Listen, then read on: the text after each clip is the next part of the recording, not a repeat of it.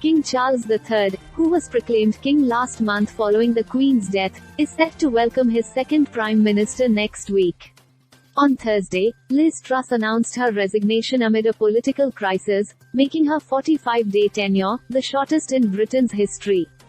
The king himself is just 42 days into his reign since the death of his mother the Queen, meaning he and Truss had very few audiences together, something that the monarch and PM carry out once a week, UK-based newspaper The Daily Mirror reported.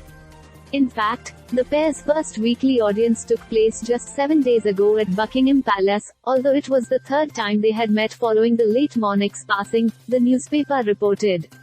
And it seems it will always be remembered for the king's stinging comment to Truss, who was under intense political pressure at the time. As Truss was escorted into the room where she was to have the audience with Charles, the former Tory leader could be seen carrying out an awkward curtsy, before shaking hands with him. And he remarked, "Back again? Dear oh dear." In her statement outside Downing Street, Truss said she had spoken to the king to notify him she was resigning as leader of the Conservative Party. Charles held his first in-person audience with Truss at Buckingham Palace on September 9, the day after the death of his mother. Truss shared her condolences with the new king, saying, "Your Majesty, my very greatest sympathies. You are very kind. It was the moment I have been dreading, as I know a lot of people have. We'll try to keep everything going. Come have a seat," Charles replied. A day later, Truss took part in the historic Accession Council where Charles was formally proclaimed king. The same day, the king also held an audience with Truss and members of her cabinet at the palace.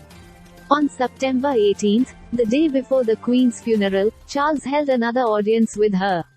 He was shown smiling broadly and greeting the Tory leader with his arms wide open, the Daily Mirror reported.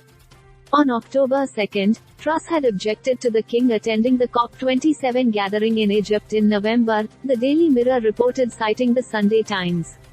It further reported that Charles, who as the Prince of Wales was a passionate campaigner on climate change, sought advice from the government and it was agreed that this would not be the right occasion for him to make his first overseas visit as sovereign.